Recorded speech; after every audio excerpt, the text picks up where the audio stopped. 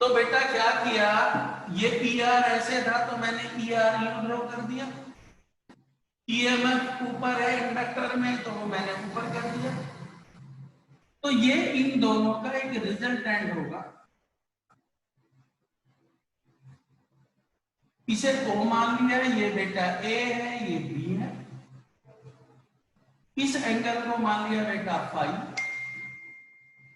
तो यहां पर AB जो है वो तो हो गया EL, ये EL है। जो यहां पर OB है वो क्या है बेटा ER, और जो बेटा OA है उसे मान लिया E0। इनका रिजल्ट है ये मान लिया E0। In right triangle OAOBA known as impedance triangle. Impedance का मतलब है बेटा जब एक तरफ रेजिस्टेंस है दूसरी तरफ रिएक्टेंस है। अब दोनों को मुझे कंबाइन करना है तो एक नया वर्ड यूज करते हैं, उसे नाम दिया impedance. That is a combination of the resistance and the inductance या रिएक्टेंस। तो यहां पर बेटा पाइथागोरस थ्योरम लगाओ। OA स्क्वायर इक्वल्स टू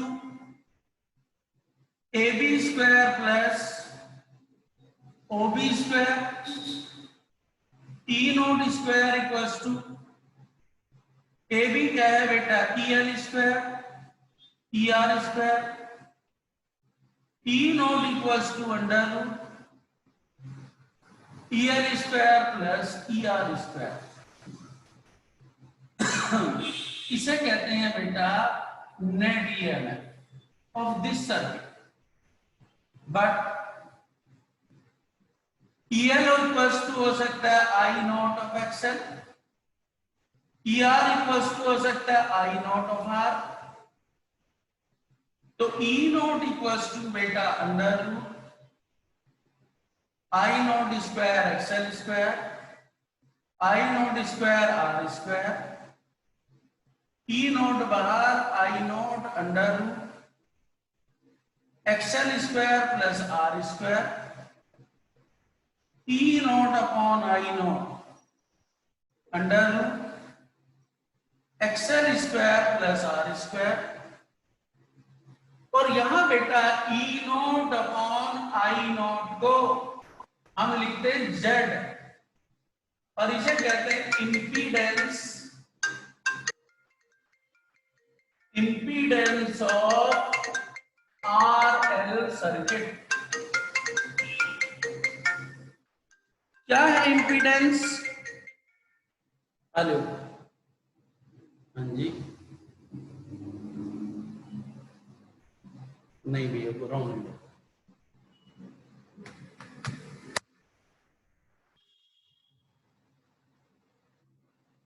तो बेटा इसे क्या कहते हैं इंपीडेंस। तो यहां मैं लिख सकता हूं Z equals to under root XL square plus R square,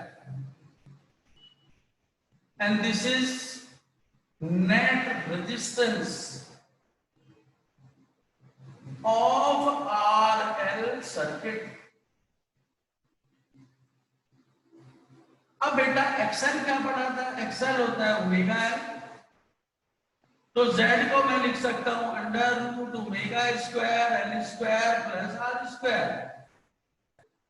अब देखो उसने पूछ लिया कि यदि मैं इसे DC सोर्स से कनेक्ट कर दूं तो इसका नेट इंपीडेंस क्या हो जाएगा। अभी DC सोर्स से कनेक्ट कर दिया, फ्रीक्वेंसी 0 होगी तो Z किसके बराबर हो जाएगा? R के बराबर। Z किसके बराबर होगा? R के। तो ये बेटा इंपीडेंस। फिर निकालते हैं फेज। फेज ये रहा बेटा tan फाई। tan फाई होता है perpendicular upon base AB upon OB। tan phi equals to बेटा EL अपॉन ER। या बेटा tan phi equals to EL, EL का बेटा I not of XL, I not of R, तो tan phi equals to XL upon R,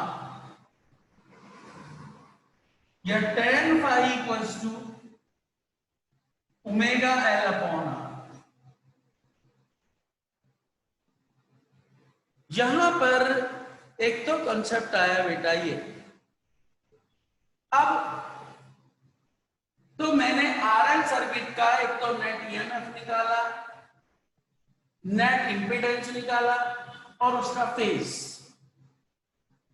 अब यहां पर क्योंकि आर और एल के बीच में करंट में डिफरेंस होता है, करंट आर में सेम डायरेक्शन में जो भी चल रहा था, इंडक्टर में 90 डिग्री पीछे हो जाता है, तो इसके बीच में टाइम लैग आता है।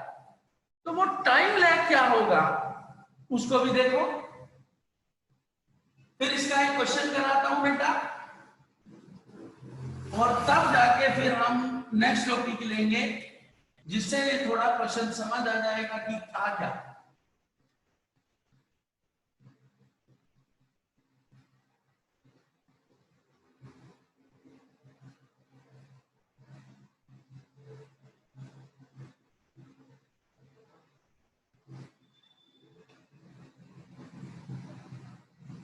अब है बेटा टाइम लैग इसी का। एनसीईआरटी में आपने क्वेश्चन दूंगा, उसमें देखेंगे आप 2 क्वेश्चन में पेपर में बहुत आते हैं। तो टाइम लैग टाउ से रिप्रेजेंट करता हूं, it is the phase divided by angular frequency.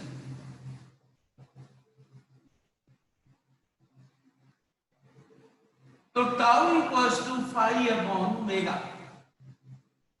इसे कहते हैं टाइम लैग। तो बेटा दी, और उसके बाद आता है बेटा फेजर डायग्राम।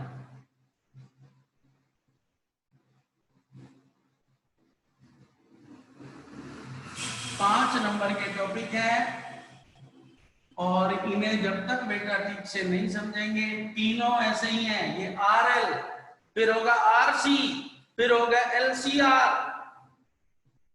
तो यहां पर बेटा ये EMF एंड करंट है, यहां पर ये टाइम है। मैंने कहा था ये इक्वेशन ऑफ EMF, इसे बेटा पीछे ले लेते हैं। इसका मिड पॉइंट यहां से, और एक ओरिजिन से रख के बेटा एक हम सर्कल बनाते हैं।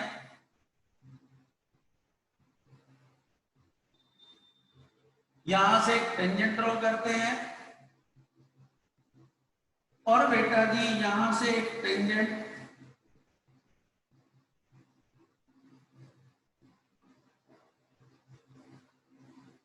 ये ओमेगा टी।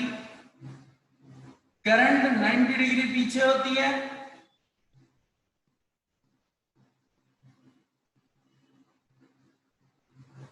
यहां से एक सर्कल बनाते हैं,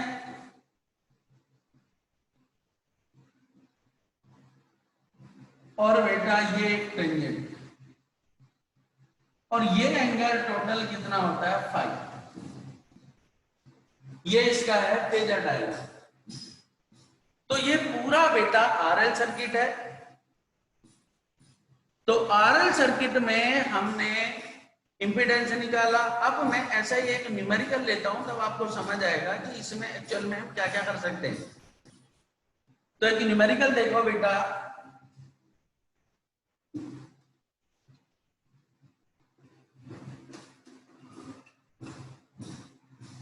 इतने बेवकूफ बच्चे हैं कि इन्हें ये नहीं पता कि क्लास कैसी चल रही है। बस इन्हें सारे 2 मिनट में बाहर होते हैं, 2 मिनट में अंदर होते हैं।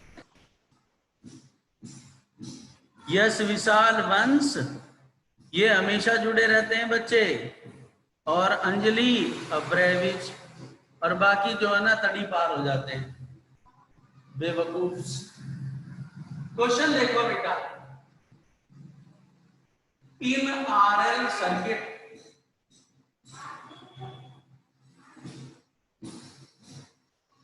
R इक्वल्स टू बेटा 40 ohm and L equals to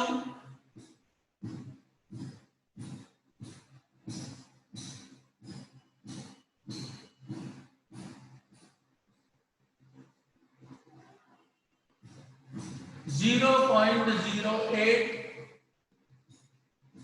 the 0.8 ohm Henry are connected in series। तो इसे 60 ले लेता हूं, थोड़ा सा कैलकुलेशन ठीक हो जाएगी बेटा।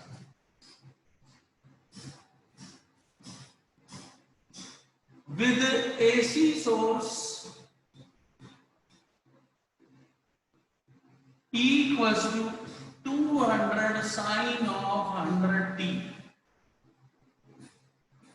ये ओमेगा की वैल्यू होगी बेटा। फाइंड पहला बेटा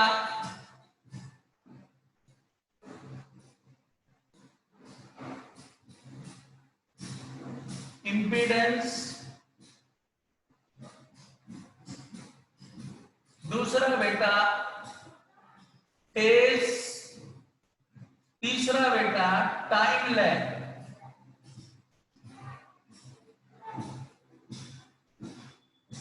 तो जब सॉल्यूशन करेगा बेटा तो यहां पर एक तो E नोट दिया हुआ है कितना 200 वोल्ट,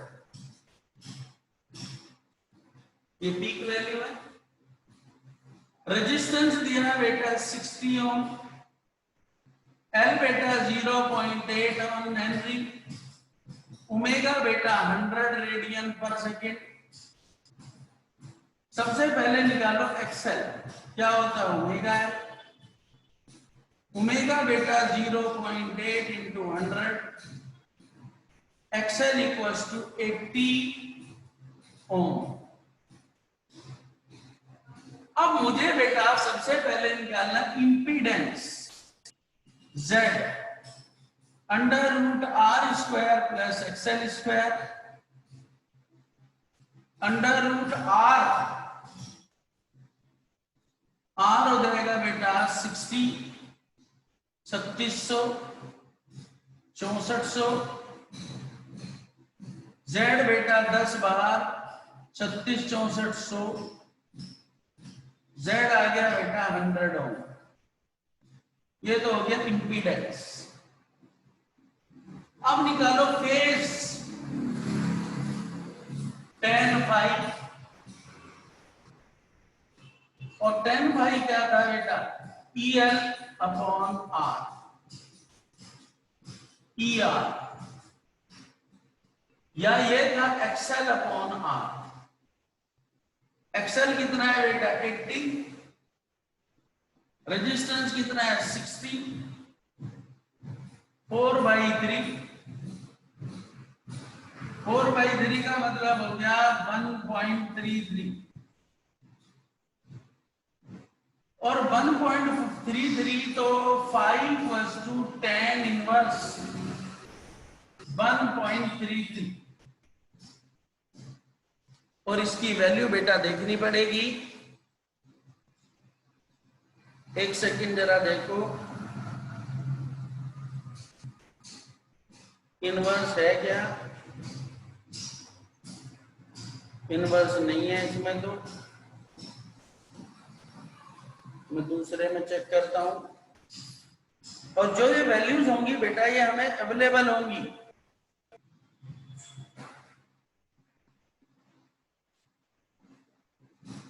सर क्वेश्चन में ही दी गई होंगी। हाँ बेटा, हम कैसे निकालेंगे बेटा,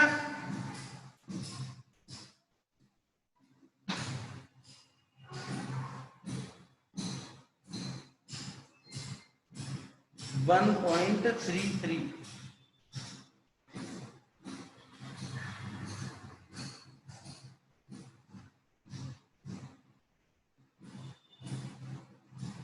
अरे दिखा दे।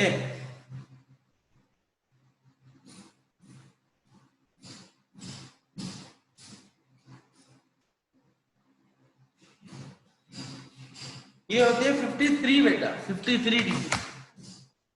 तो 5 आ गया 53 डिग्री। डिग्री को रेडियन में बदलो, 53 पाई अपॉन 180, ये आ गया बेटा फेस। अब निकालो time lag. Time lag tau equals to बेटा पाई अपॉन ओमेगा। पाई कितना है बेटा 53 इंटू 3.14 अपॉन 180। ओमेगा कितना है बेटा 100। तो 2 से काट देता हूं 90 और 2 से 1.57 और बेटा अप्रोक्सीमेट 9 से इसे डिवाइड कर देता हूं 9 10 9 ही कम 9 6 15 9 7 63 17 ही ले लो 17 51 5 17 85 और 5 90 और 2 के बाद बेटा डेसिमल अपॉन कितना बेटा 1000। तो टाउ आ गया अप्रोक्सीमेट 9 मिली सेकेंड।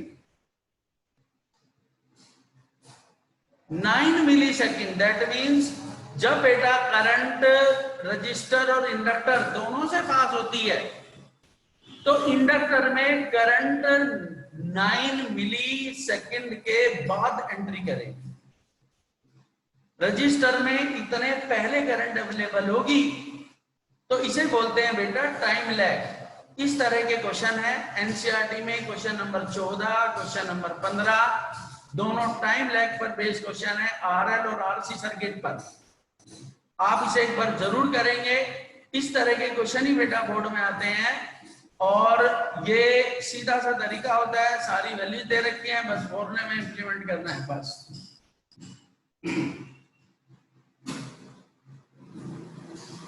अब बात आती है बेटा यहाँ आरसी सर्किट। ये तो मेरे पास एक इंडक्टर था और एक कैपेसिटर था। अब बेटा मुझे चाहिए क्या, एक मेरे पास रजिस्टर है एक कैपेसिटर है, दोनों को मैं सीरीज में कनेक्ट करूं तो बेटा क्या सिचुएशन बनेगी।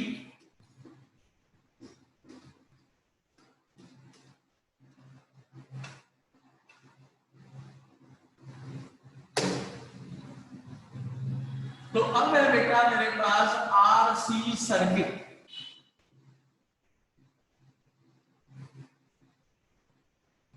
When a resistor of resistance R, capacitor of capacitance C,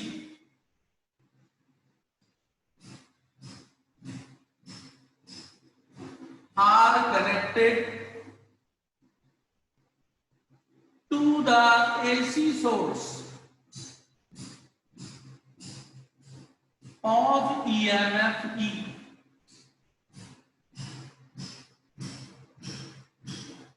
EMF है बेटा।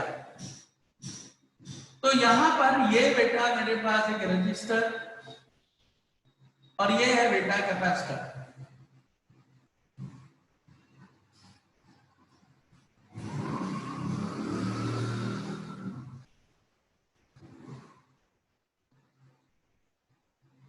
आधे बच्चों का तो ये है कि चल छोड़ वो देख लेंगे रिकॉर्डिंग क्लास। अब मैं क्या करूंगा 3 दिन बाद डाला करूंगा रिकॉर्डिंग क्लास, आज ही नहीं डालूंगा, 3 दिन बाद जब एक क्लास हो जाएगी तब डालूंगा। तो बेटा जी इसमें since in case of R E and I are in the same phase,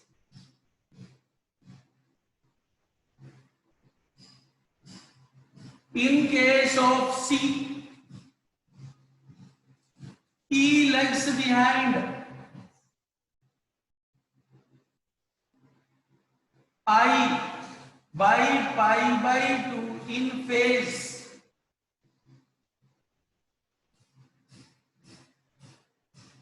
Y phase बिल्कुल सिमेट्रिकल चलेंगे। यहां पर ये करंट था आई आर, ये बेटा ईएमएफ था ई आर, यहां करंट था आईसी और वोल्टेज होगी पीछे। तो बेटा ये तो होगी मेरी ईसी, ये हो गया बेटा ई आर, और दोनों का रिजल्टेंट यहां,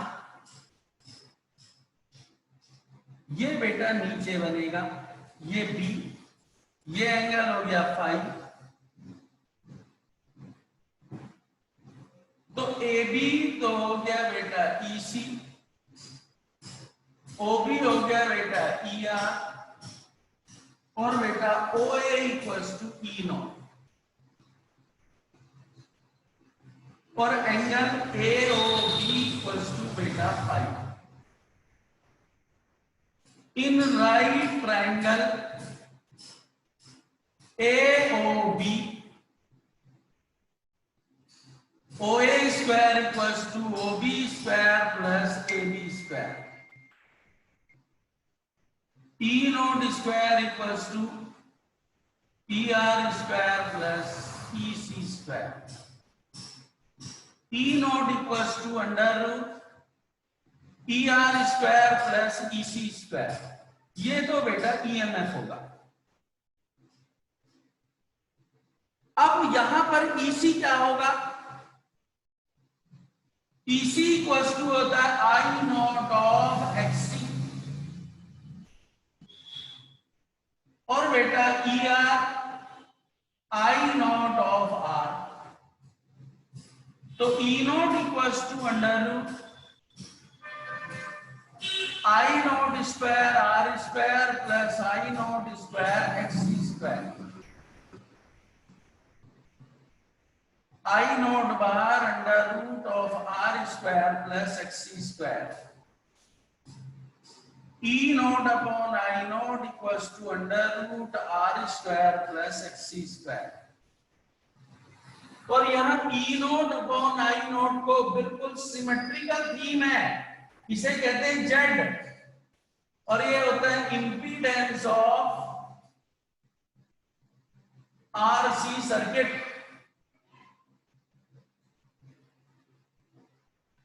टोटल रेजिस्टेंस बेटा, टोटल इंपीडेंस, और यहां बेटा Z equals to under R square plus XC square, इसे कहते हैं impedance.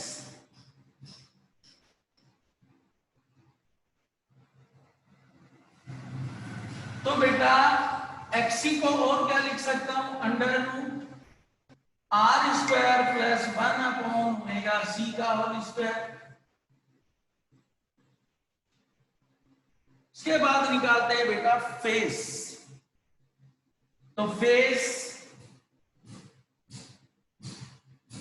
tan phi equals to perpendicular upon base AB upon OB। तो tan phi equals to AB EC upon ER, या tan phi equals to I not XC upon I not R।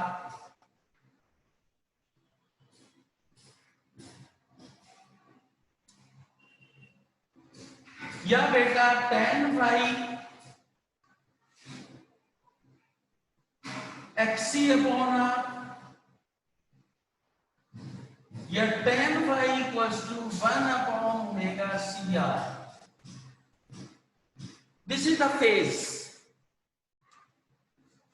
अब बेटा इसमें भी time lag और phasor diagram.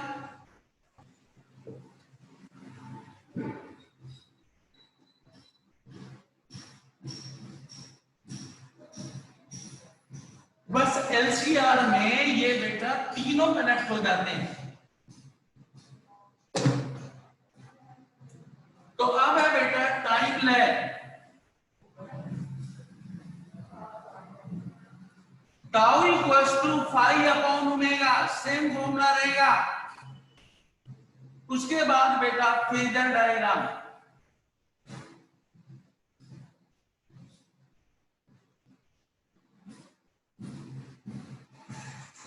Phasor diagram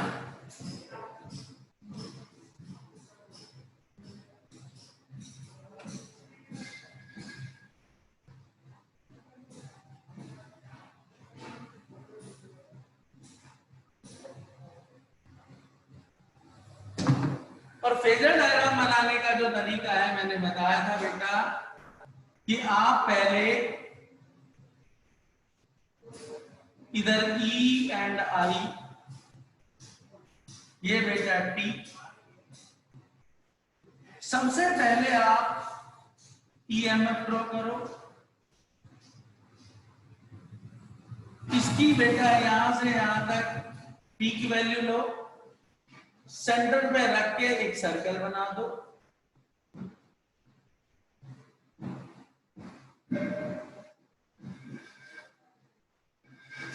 यहां से एक टेंजेंट ड्रॉ करो,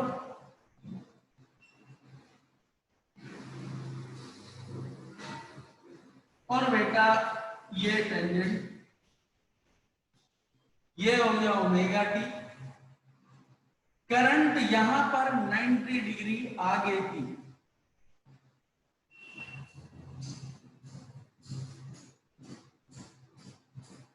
ये मैं सेकंड क्वाड्रेंट में ले गया और यहां से एक सर्कल बनाए और यहां से बेटा इसे जो कनेक्ट करेंगे और ये एंगल होगा फाई। कैपेसिटर का जो सिचुएशन थी कैपेसिटर की बेटा, उसमें और इसमें ज्यादा फर्क नहीं होता, वहां पर 90 डिग्री होता है, बस यहां पर फाई लिख देते। तो ये बेटा कैपेसिटर का आरसी सर्किट की बात थी। हमने पहले आरएल सर्किट लिया, अब आरसी सर्किट न्यूमेरिकल उसी जैसा होगा जैसे मैंने अभी करा था। एक इंडक्टर दिया था, रजिस्टर दिया था, फ्रीक्वेंसी दी थी, तो यहां पर कैपेसिटर दे देगा बस। कभी कभी एक नंबर में क्वेश्चन ऐसा आता है कि इसका नेट पोटेंशियल निकालो। जैसे मैं एक छोटा सा क्वेश्चन लूं, फाइंड द नेट ईएमएफ, और सर्किट बना दिया ऐसे।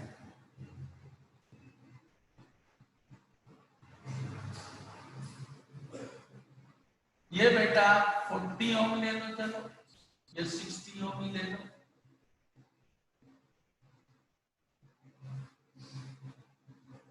ये source 200 sign of 100 by 100t, और ये कैपेसिटर हो गया बेटा कितना 2 माइक्रोफैरड।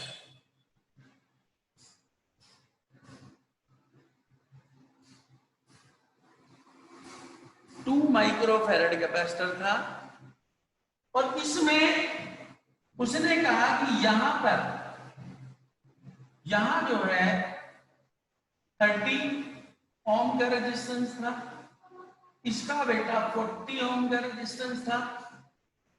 यह पोटेंशियल इतने वोल्ट पोटेंशियल था, इसका ये इतना वोल्ट पोटेंशियल था। तो इसका नेट पोटेंशियल निकालो। तो जब आप नेट पोटेंशियल निकालेंगे, बच्चा सोचता है, क्योंकि हमने अब तक डीसी में क्या सीखा है कि कोई भी सर्किट यदि सीरीज में कनेक्टेड है तो करंट तो सेम रहता है, लेकिन पोटेंशियल अलजेब्रिक सम होता है। तो एक बच्चे का आंसर क्या होगा, पहला बच्चा जो कहेगा सर नेट पोटेंशियल निकालना, तो 30 प्लस 40 कितना बेटा 70 वोल्ट। तो अंजलि ये करेक्ट है कि इनकरेक्ट है? अंजलि? यस सर, सर गलत ही है। हैं? सर पता नहीं। ये क्या मतलब हुआ? धीरज? Yes sir. ये करेक्ट है इनकरेक्ट है? पता नहीं सर। यार अभी तो पढ़ाया था एसी सोर्स के साथ एक आर और सी, तो क्या मैं नेट पोटेंशियल ऐसे प्लस कर सकता हूं? नो सर, गलत है। गलत है। ब्रेविज, ब्रेविज,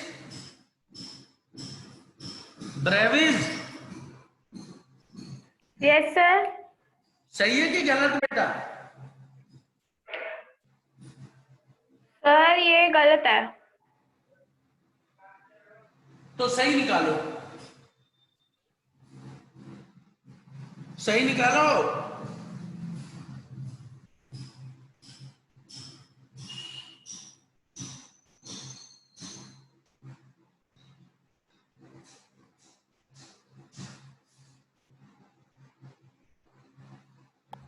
सर ऊपर ये रजिस्टर कितना लिखा है, क्लियर नहीं आ रही इसलिए। ये बेटा रेजिस्टेंस का छोड़ वोल्टेज तो लिखी है ना बेटा। मैंने क्या कहा था? ये गलत है बेटा, ये नहीं हो सकता। मैंने कहा था कि ई नोट जो है under root E R square plus E L square E C square था। तो मुझे नेट निकालना था, तो ई आर कितना है बेटा 30, ईसी कितना है बेटा 40, 50 निकलेगा। हाँ बहुत इंटेलिजेंट थी तो। अब जो है ना बेटा तुम इंटेलिजेंट नहीं रही। 50 वोल्ट। तो ये ध्यान रखेंगे डीसी नहीं है बेटा, ये एसी है। और एसी में जो वोल्टेज जो फॉर्मूले लिखे थे उन्हीं को इंप्लीमेंट करोगे तभी तो रिजल्ट आएगा। अभी थोड़ा ना कुछ भी लिख दिया। तो मुझे कुछ क्वेश्चन देने थे, पर अनफॉर्चुनेट ये रहा कि मेरे पास एनसीईआरटी नहीं है। तो मैं आज बेटा व्हाट्सएप पे आपको कुछ क्वेश्चन दूंगा, क्योंकि इसमें बहुत सारे क्वेश्चन हैं। जब तक साथ साथ नहीं करेंगे तब तक होगा नहीं। तो उन क्वेश्चंस को मैं बेटा दूंगा और वो आपको क्वेश्चन सॉल्व करने हैं और फिर बेटा आगे चलेंगे। बस 2 मिनट भी नहीं है मेरे पास। अब हम डिस्कनेक्ट हो जाएंगे और मिलेंगे बेटा थर्सडे को। Okay Anjali, yes sir. Sir नमस्ते। Good evening. नमस्ते। Good evening. नमस्ते बेटा। Good evening. गुड इवनिंग बेटा।